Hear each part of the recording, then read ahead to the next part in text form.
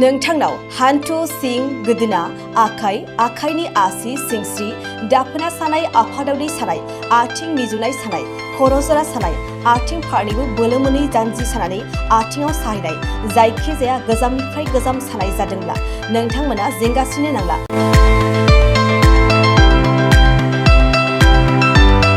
नोंथांमोननि थाखाय खम बेसेनावनो लाबोदों फिल नेचार जइन्ट पेन वेल। बे थाव मालिसखौ फुनोब्लानो नोंथांनि गासै सानाय जेंनाया खारगोन। अब्ला मानोथो गोबाव खालामखो? अर्डार आरो गोबां मोनथिनो थाखाय नैबे जानबुं नङाव फन खालाम 9974030738।